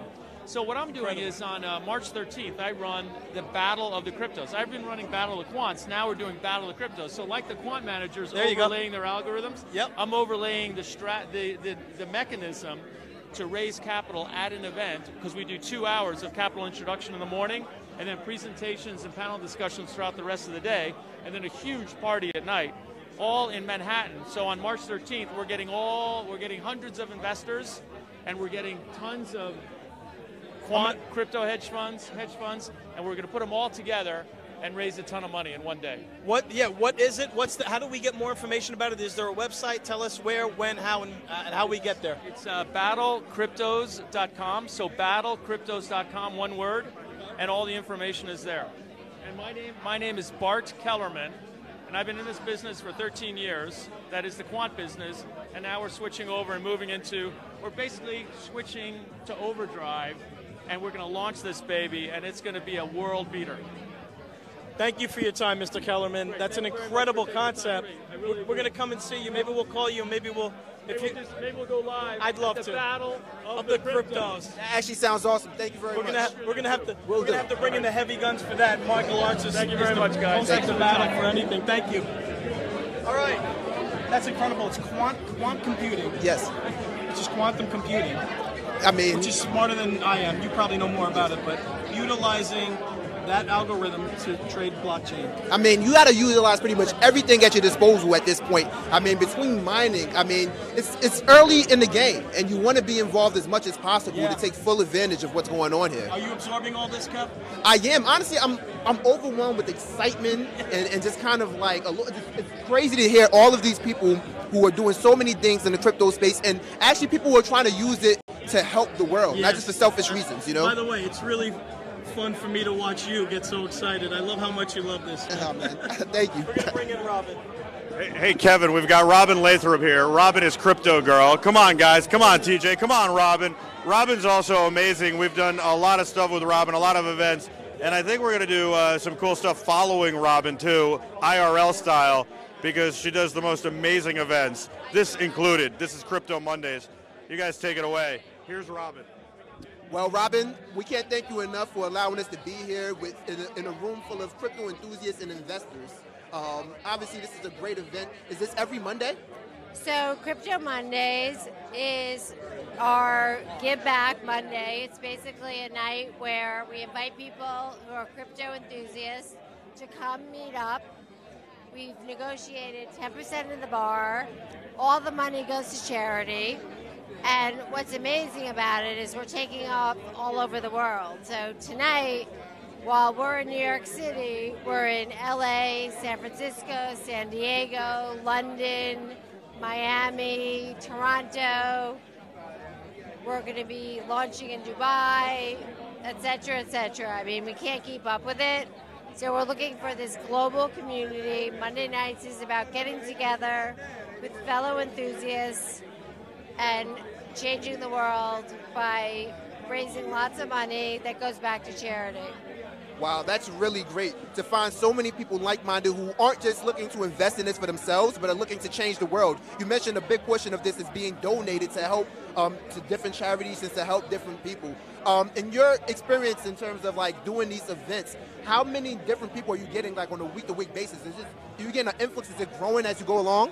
So in New York City, we're averaging about 200 people, and of that, probably 60% are newcomers. So we're really growing this community, which is amazing. And what's amazing for me is basically meeting different people from brilliant young minds, from companies that are looking to grow, from investors who are looking to invest. And my love is basically connecting all these great people together. Now, you mentioned some of the destinations that we're going to. Next week, where's Crypto Mondays going to be next week? It's Crypto Mondays is everywhere, every week. That's the guys behind it all. So we will be, next week we'll be back in New York, we'll be in LA, we'll be in San Francisco, we'll be in San Diego, we'll be in London, we'll be in Miami, we'll be in Toronto, we'll be in London. I think we're launching in Dubai. I think we're going to be in India. It's just global and growing faster than we can keep up. Robin, do they call you Crypto Girl? No, I call myself Crypto Girl. Do you have you have a Twitter account that's Crypto Girl? I wish. Instagram or Facebook? I mean, I've heard the name Crypto Girl tossed around. My PR agent. But listen, I'm Crypto Girl. That's right. I think you'll see me on my Bitcoin crown. I said wherever you go, there's like an imaginary crown on your head where I see it, wherever you go. I mean, honestly, what I love the most is just, it's exciting, it's learning, it's young, brilliant minds, it's the future, and you have to dream, you have to take that step off the ledge in order to succeed. I love that mindset, and that is essentially what I try to tell my kids, My kids, too, but I'm a kid as well. I'm never too old to learn. That's the idea, is never lose that, lose it. And on a Monday, I'd rather learn something new, do something different, and it's really been like a wonderful experience. This is week 7, and every day I learn something new. If you don't mind, Robin, what's your background? How did you get into the cryptocurrency space? Well, my background is event production. I own a production company, and sort of, things are meant to be. I believe in karma. I ended up working on a big event out in a big crypto event that's part of a bigger financial event. And then this was sort of an offshoot of it all, and I believe in giving back, so, it sort of fit all the criteria. So it's sort of a marriage of the two worlds, of your interest in cryptocurrencies and your knowledge of how to put an event together. Well, I mean, again, this is like a walk in the park for me. What I really love to do is, the conventions, the 10,000 people, getting people together, but it all starts here. We talk about crowns, but I mean, Robin is not being. The girls want to see your face. Oh my goodness! I'm sorry, I keep covering Twitch. myself up. They're gonna see my face. The girls want to see his face. I'm sorry. What I was gonna say was that your face. They want to see my. I think they're a handsome man. He's a handsome man. Well, Robin, honestly, your crown, and when it comes to putting events together, she is the queen of all queens. I mean, you're well-versed, very experienced in putting together some extravagant things. Now, Robin, you obviously, like I said, you've put together a lot of events. Have you ever run one where there's a mixture of so many young people and older people and just middle-aged people? Well, what I think is so fascinating about this night is that it's young, brilliant minds. Like, for instance, so this all started from me being at a very poorly run event. I won't name names. Where I was in someone's office with like a homemade bar, putting my expensive jacket on someone's desk chair. How my dare drink they? on a desk. How dare they? And I was like, this is unacceptable. We can do better. How dare they? But one of the most amazing men I met that night was Jared, who you interviewed younger. At that point, he was 20.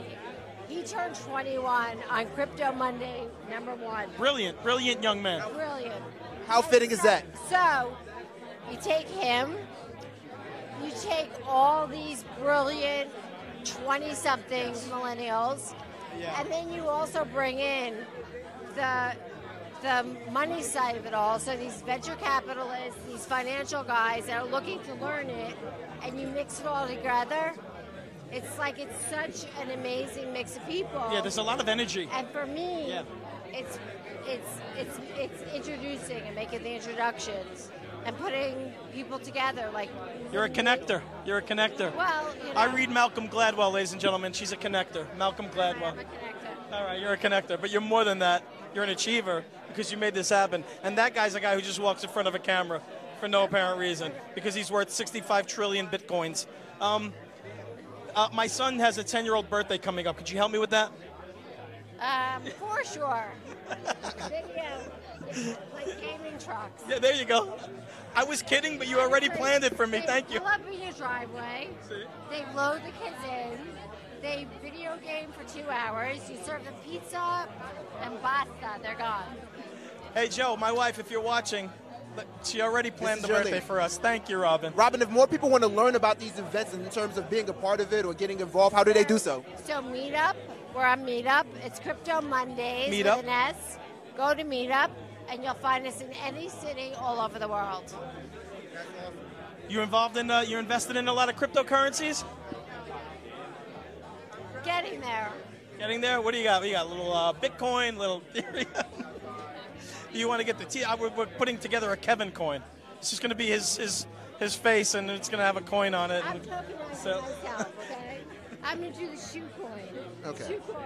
By the way, you are absolutely adorably, wonderfully dressed, and we think you're incredible. Thank you for making this happen, and thank you for being here. Looking forward to more. Thank you for coming from Toy Fair to Crypto Mondays to be continued And all over the world. Hopefully we'll be here. I was going to ask you, how do you? We're going to Dubai. Yeah, how? We're going to Monte Carlo. We're going to Monaco. We're going to Rio. Everywhere. Do you, obviously, you have to delegate that. Do you have people in different cities? Can I be the one in Turks and Caicos, the guy who runs it? For sure. Yeah. Yeah. I have some friends down there. For sure. Absolutely. It's a network. It's incredible. About it, it's a decentralized network. So there's everyone's in charge of their own realm. We give you the tools. That's crypto talk, isn't His eyes light up. Look at him. He loves it. Thank you, Robin. Thank you so much. Thank you so much, Robin. Thank you so much. And thank you for making this happen. Well, thank you for having Meet up. Thank you. This is great. I mean, honestly, when I found out that Robin was the person that was organizing this event, I had no question in terms of how legitimate it was going to be. Well, I knew that we were going to have great people, great minds, and I have not been disappointed at all. Well, thank goodness. So you're back for next week? Without question. You know, she just confirms and affirms my point that I've been saying for probably 25 years, that women should run the world. We've got to just let go and let them do it, because we're not good at it. Further proof. The other thing I will say, there's not enough women in this world.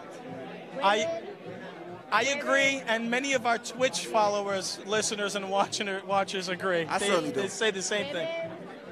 Monday nights, there's lots to learn, there's lots to offer. There's handsome guys here, bright lights. Lots of young men, and I'm a matchmaker on the other side. Oh, wow, that too.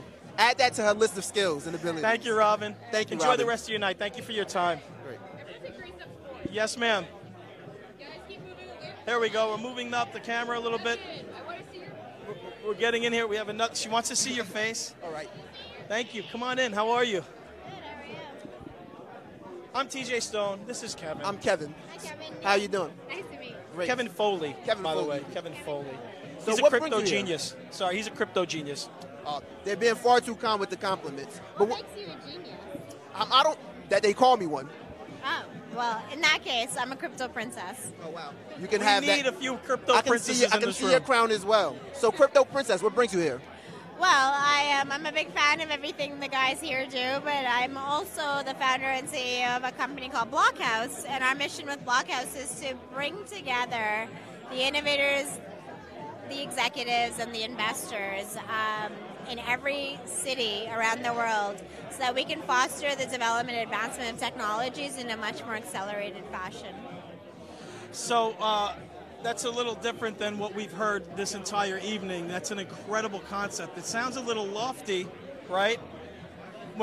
When you try that to me sounds like it's a lot of phone calls and emails.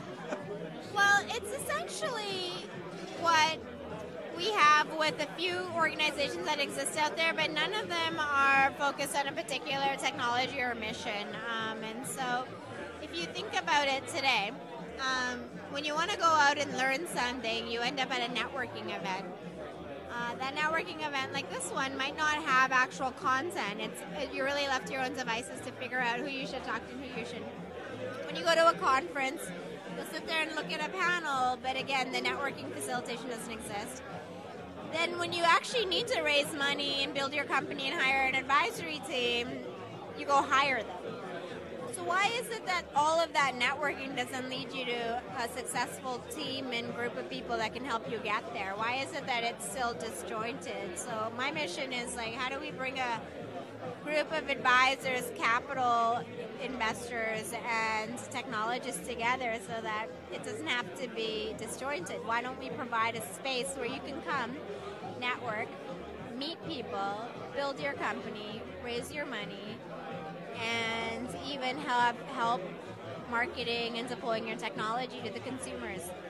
It's brilliant. It's an actual space. Is it in Manhattan? Our first one will be in Manhattan, and then we will roll out 20 locations around the world. If you're a member of Blockhouse, you will be essentially a member of a very, very strong, powerful, accelerated network that will support you from idea to ICO.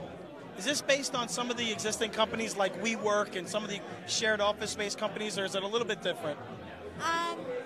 No, this is essentially an investment bank meets a networking club like YPO meets a thought leadership circle like TED. Yeah, that's what I thought when you were saying it, that it kind of felt like all of those in one. It's a brilliant idea. No, definitely. Are you looking at any spaces right now?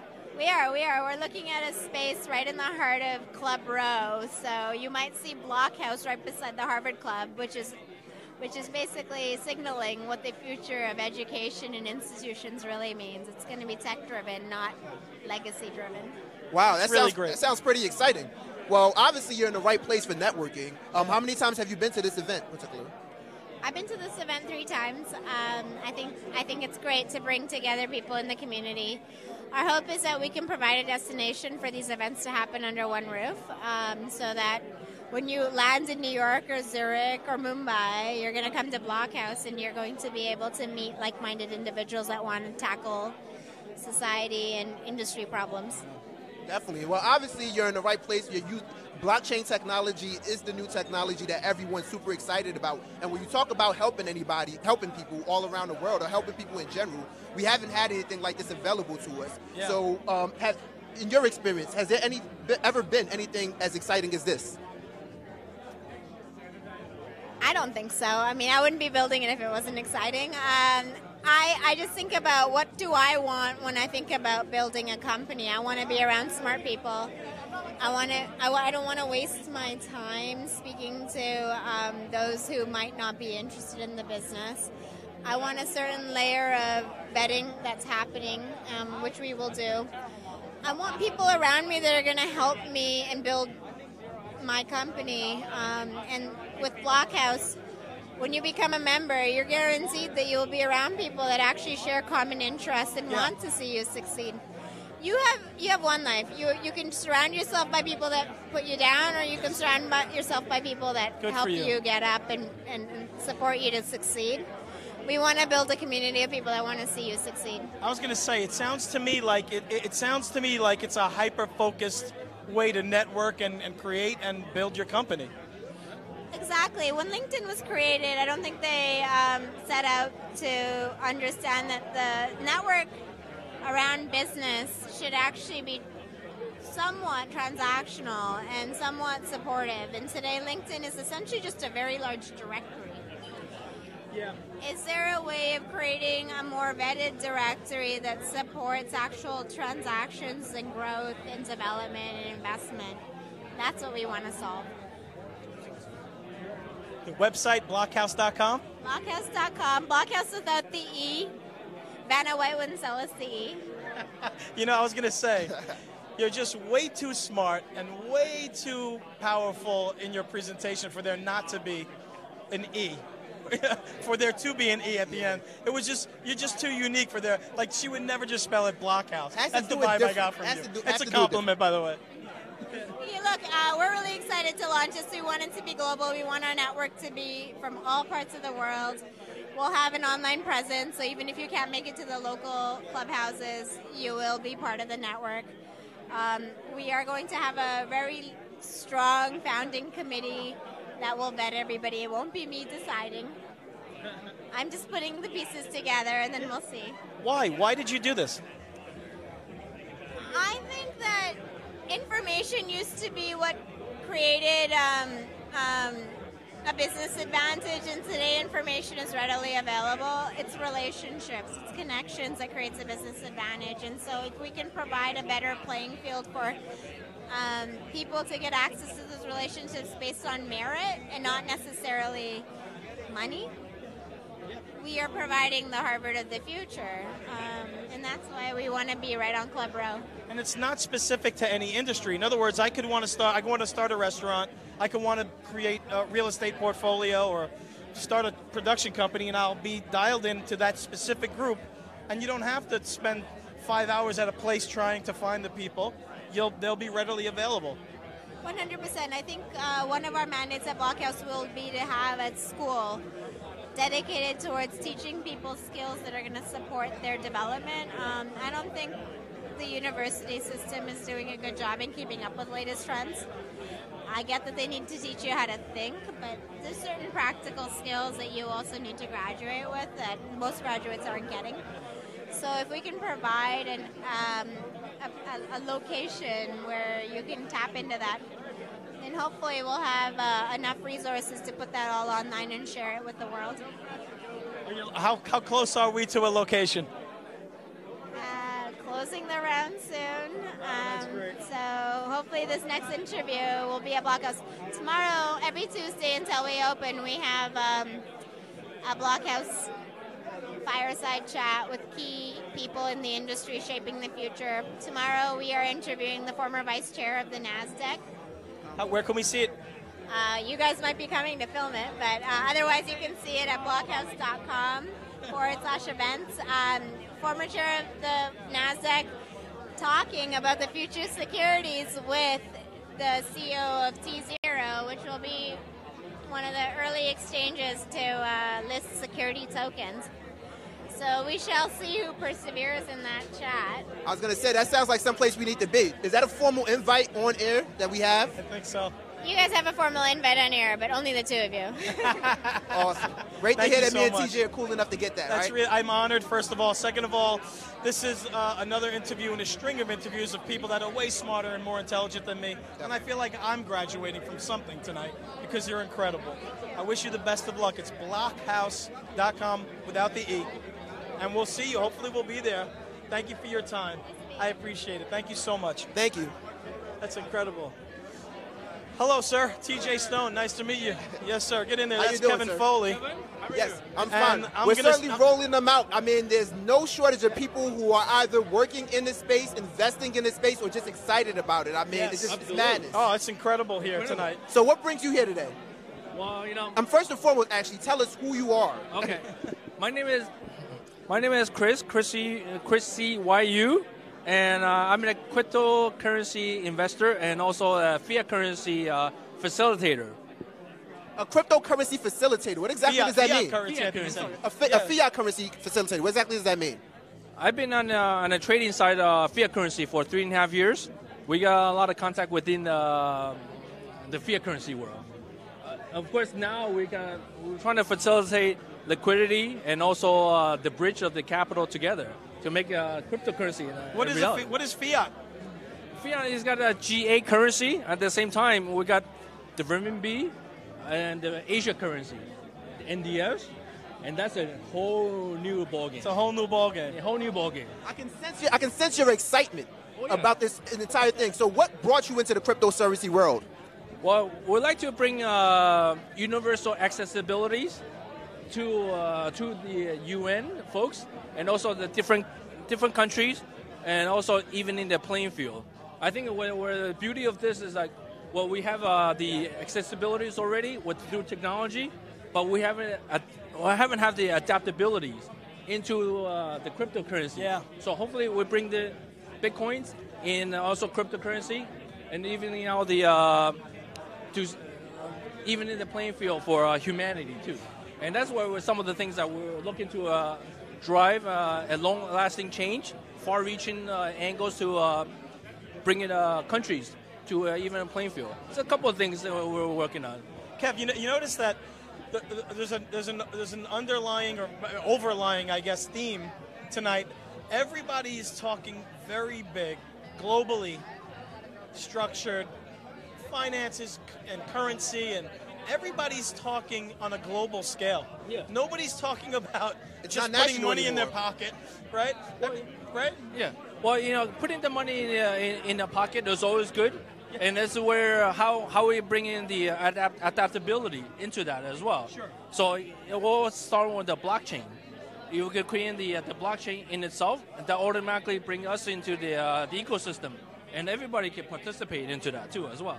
So your expertise really is coinciding and making the fiat and the Bitcoin work together. Is that the idea? That's certainly one of the ideas too, especially with the exchange play. We could actually the cryptocurrency as it stands right now. It's over in Far East. It's been developing over 4+ years. Yeah. So, and we're just the tip of the iceberg in North America. So we'd like to bring in the adaptabilities and facilitation into that as well. Let me ask you something. Way off topic, but I know there's a lot of people, not off topic, but there's a lot of people watching that are going to say, give me a coin, give me 1 or 2 coins that I should really watch out for, Yeah, right? fans are dying for something. What if you're a guy with a few dollars and you're like, I just want to invest in something and make some money? Oh, I love this topic. My name is Chris C. U. Okay. So Chinese yuan is CNY. Okay. And the onshore is CCY. Okay. So we're CCY. We're invited to by the Chinese government to be investing into the blockchain. Okay. So the coin is. The coin would be most likely would be 中特币. Okay. So. That's a great question, right? Here's a perfect guy to ask this. I asked somebody about Tron before, and they said, get out of it. It's terrible. Tron. Tron? Yeah. You don't know about Tron. No. See what I mean? There's a couple people that were chatting us and texting us about Tron. That's surprising they didn't. Right? People are like, no, they don't. In this room, people don't know about it or like it. It's a coin that's supposed to be based out of China, a token, yes, that it's supposed to be widespread. But recently, it's funny that we bring up China because recently, I believe last week, China rolled out a bunch of laws essentially banning cryptocurrency trading. Is that true? And even just international exchanges as a whole. Oh, I didn't know that. How does that affect you? Well, I think this is a lot of smoke and scream at the same time. But at the same time, we're bringing the universal adaptability to it. And, Bitcoin has been everlasting for several generations already. And China has been fastly adapting to Bitcoin too as well. But of course, now we're kind of bringing it into North America. So they're interesting. They're bringing the protocol in play, so they could somehow adapt to the Western and the Eastern too. So they're bringing the compatibility into that. I think it could be very interesting too. So you're not concerned at all about them banning? You think it's smoke and mirrors and something that they're just putting in play for a bigger plan down the line? That's my personal feeling, but I think there's some with the reservation. Obviously, government has some kind of accountabilities to it. So much like SEC and FINRA. Yeah.